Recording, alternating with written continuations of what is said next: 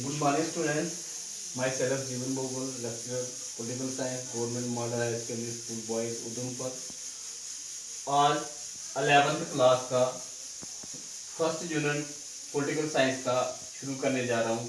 तो political science के जो स्टूडेंट्स हैं उनको पता होना चाहिए कि पोल साइंस को दो भाग में बांटा गया है. उसका पार्ट ए और पार्ट बी है. पार्ट ए में 10 यूनिट्स हैं और पार्ट बी में भी 10 यूनिट्स हैं. तो पार्ट ए का जो फर्स्ट यूनिट है वो है मेकिंग ऑफ द कॉन्स्टिट्यूशन. तो मेकिंग ऑफ द कॉन्स्टिट्यूशन जो है ये 4 मार्क्स का आता है. एग्जामिनेशन में ये 4 मार्क्स का आता है. तो इसका आज मैं जो टॉपिक शुरू करने जा रहा हूँ, कॉन्स्टिट्यूशन एंड इट्स नीड. तो सबसे पहले प्यारे बच्चों हम डिस्कस करेंगे कि कॉन्स्टिट्यूशन क्या होता है, आइन क्या होता है, संविधान क्या होता है किसी देश का भी. तो constitution it is a collection of those rules and regulations according to which the administration of a state is run, whether written or unwritten, which are accepted by all the people living in a state.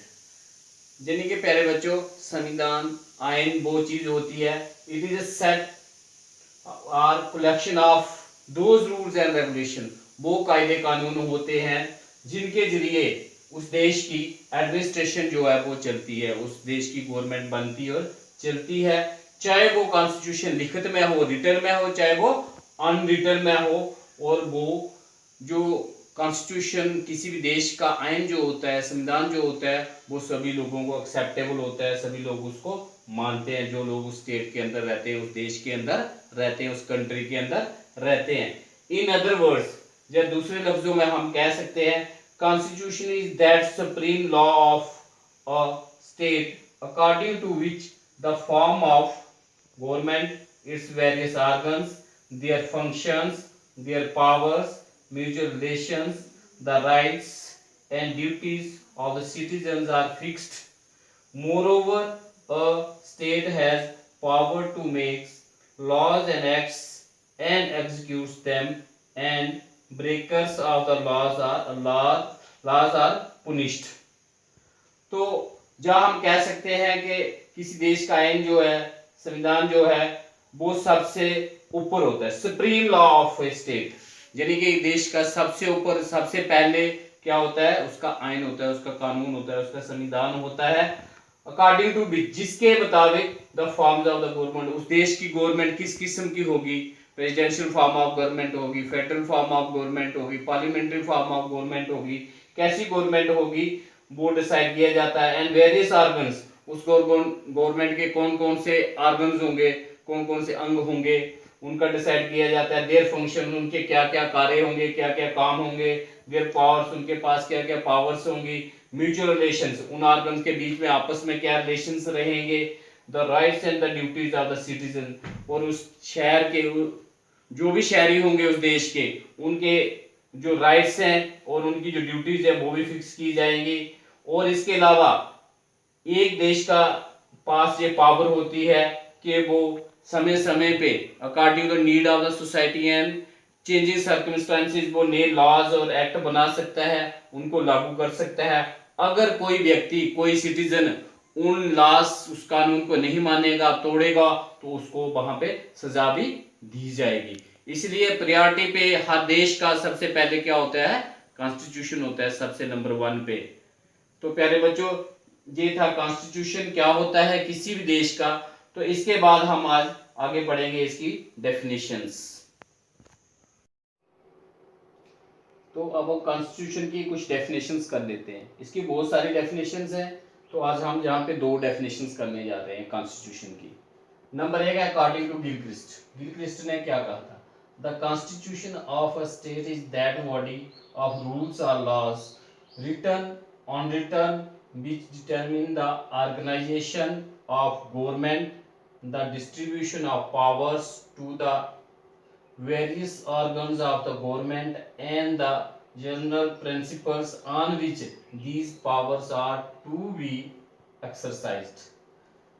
तो according to Gilchrist ने क्या कहा था कि constitution किसी भी देश की वो बॉडी है, सेट ऑफ रूल्स और लॉज है, चाहे वो रिटन हो, लिखित हूं या अनलिखित हूं, अनरिटन हूं, लिखे ना हूं, which determine the organisation of the government, जिससे पता चलता है कि गवर्नमेंट वहां पे कैसे ऑर्गेनाइज करनी है, गवर्नमेंट उस देश की कैसे बनाई जाएगी। And distribution of powers to the various organs of the government, और गवर्नमेंट के जो डिफरेंट ऑर्गन्स होंगे उनको कैसे पावर डिस्ट्रीब्यूट की जाएगी उनके बीच में। And the general principles on which these powers are to be exercise, वो जनरल प्रिंसिपल, वो लॉज, वो एक्ट क्या होंगे जिनके बिना पे ये पावर्स को एक्सरसाइज किया जाएगा। तो that is the constitution according to the Gilchrist. अब नंबर 2 है according to DE final. DE final ने क्या कहा था? Constitution is a code of rules which aspires to regulate the allocation of functions, powers and duties among the various agencies and officers of the government and defines the relationships between them and public। तो final कहता है कि constitution वो set of rules है, वो code है जिससे aspirations मिलती है, जिससे पावर्स मिलती है, एलोकेशंस ऑफ फंक्शंस का पता चलता है, and powers and duties of the various agencies and officers of the government, और उनके बीच में आपस में कैसे कोऑर्डिनेशन होता है अलॉन्ग विद द पब्लिक। तो इसको हम क्या बोलते हैं? कानून, आइन, संविधान, कॉन्स्टिट्यूशन बोलते हैं। तो कॉन्स्टिट्यूशन वो सेट ऑफ रूल्स है, चाहे वो रिटन हो चाहे अनरिटन हो, लेकिन वो सुप्रीम माना जाता है और उसके मुताबिक हमारे देश की गवर्नमेंट चलती है, किसी भी देश की, और उसमें गवर्नमेंट की फॉर्म्स का पता चलता है, गवर्नमेंट की फंक्शंस का पता चलता है, उसकी डिवीजन ऑफ पावर्स का पता चलता है, और सिटीजन की ड्यूटीज और राइट्स का पता चलता है, और जो कोई भी उसको ब्रेक करता है तो उसको वहां पे पुनिश किया जाता है according to the constitution of the country. That's all about constitution and its definitions. तो आज हम पढ़ेंगे इसके बाद अब हम पढ़ते हैं need of constitution. Why do we need constitution? हमें आइन क्यों चाहिए था, हमें संविधान क्यों चाहिए, किसी देश के लिए कानून की क्या जरूरत होती है, आइन की क्या जरूरत होती है। तो नीड ऑफ कॉन्स्टिट्यूशन, तो हमारे कॉन्स्टिट्यूशन या किसी भी देश के कॉन्स्टिट्यूशन की जरूरत बहुत सारी होती है। तो आज हम चंद जो इसकी नीड्स हैं उनको डिस्कस करेंगे। तो सबसे पहली नीड है, it is needed to provide basic rules and laws through which coordination is possible among the members of the society. सबसे पहले हमें कॉन्स्टिट्यूशन की जरूरत थी कि ये वो बेसिक रूल्स एंड रेगुलेशंस होते हैं, वो कायदे कानून होते हैं जिनके बिना पे समाज के अंदर अलग अलग लोगों के बीच में कोऑर्डिनेशन बनती है, तालमेल बनता है और वो मिलजुल कर रहते हैं। अगर कॉन्स्टिट्यूशन नहीं होता तो क्या होता? समाज नहीं होता फिर, क्योंकि उनके बीच में कोऑर्डिनेशन ही नहीं बनती, कोई किसी की बात ही नहीं सुनता, तो वो कैसे चलता फिर। तो इसलिए सबसे पहले जो नीड है कॉन्स्टिट्यूशन की वो है coordination among the members of the society, तभी पॉसिबल है अगर हमारे पास आइन है तो। Number 2, it is needed to provide fundamental principles and rules on the basis of which government should be run. Number 2, ये जरूरी था, कॉन्स्टिट्यूशन का होना बहुत जरूरी था, आइन का होना बहुत जरूरी है, संविधान का होना बहुत जरूरी है, कि इसकी ये जरूरत है कि जो फंडामेंटल वो प्रिंसिपल्स, वो उसूल, वो सिद्धांत बताता है on the basis of which government should be run, कि हमने अपने देश की गवर्नमेंट कैसे चलानी है, कैसे बनानी है और उसको कैसे चलाना है।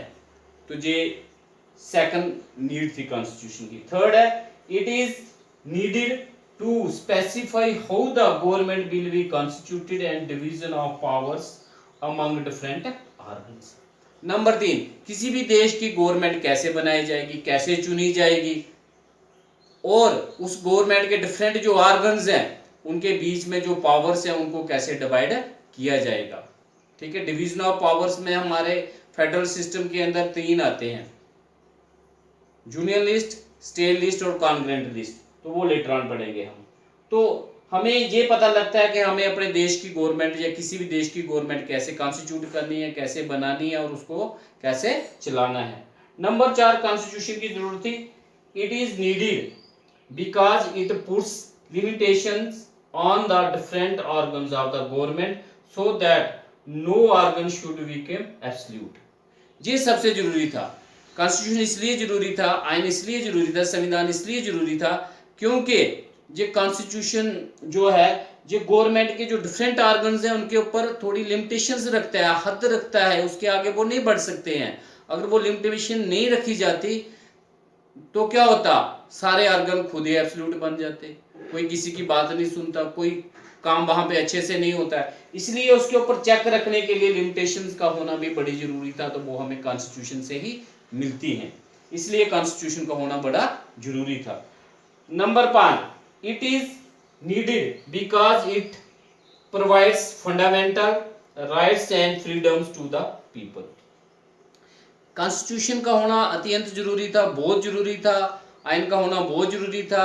संविधान बहुत ही अहम था हमारे लिए, क्योंकि ये एक कंट्री के अंदर जितने भी लोग रहते हैं उनको फंडामेंटल राइट्स देता है, फंडामेंटल फ्रीडम्स देता है, ताकि वो अपनी पर्सनैलिटी को अच्छे से डेवलप कर सकते हैं, ऑलराउंड डेवलपमेंट अपने कर सकें, इसलिए जरूरी था। Number 6, it is needed because it fulfills the aspirations of the people and gives identity to them। Constitution इसलिए जरूरी था क्योंकि इसी से हमारे जितने भी किसी देश के अंदर रहने वाले उसके सिटीजन्स हैं या ऑल पीपल्स हैं, उनकी भावनाएं पूरी होती थी, एस्पिरेशंस फुलफिल करता था, कॉन्स्टिट्यूशन से ही पूरी होती थी वो। और वो हर एक देश के जो भी सिटीजन होगा तो उसको आइडेंटिटी प्रोवाइड करता है, उसकी एक पहचान होती है। जैसे हमें इंडियन है तो हमारी आइडेंटिटी क्या है, वी आर इंडियन। वो किसकी वजह से मिली, हमें कॉन्स्टिट्यूशन की वजह से मिली, हम इंडिपेंडेंट कंट्री हैं। इसलिए हर एक डेमोक्रेटिक कंट्री के अंदर, इंडिपेंडेंट डेमोक्रेटिक कंट्री के अंदर कॉन्स्टिट्यूशन की जरूरत फील की गई, चाहे वो रिटर्न था चाहे अनरिटर्न था, उसका होना बड़ा जरूरी था, ताकि हम अपने देश को आगे चला सकें, उसको अच्छे से डेवलप कर सकें और उसके रहने वाले तमाम शहरी जो हैं वो अच्छे से अपनी ज़िंदगी बता सकें। तो ये था all about the needs of constitution. तो आज बच्चे हमने पढ़ा बॉडी कॉन्स्टिट्यूशन, उसकी definitions and need of constitution. तो इसके बाद मैं आज आपको होम असाइनमेंट दे देता हूं। तो होम असाइनमेंट में आपको आ सकता है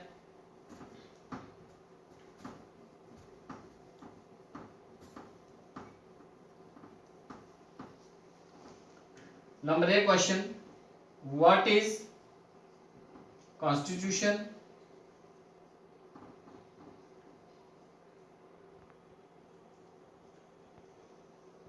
What is constitution and its definitions?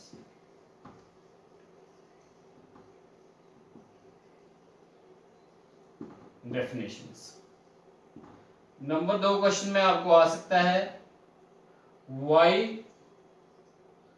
do we need constitution?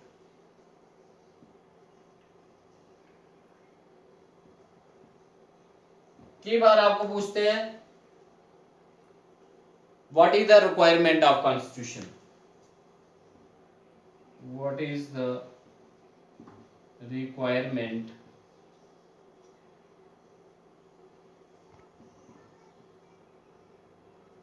Of constitution.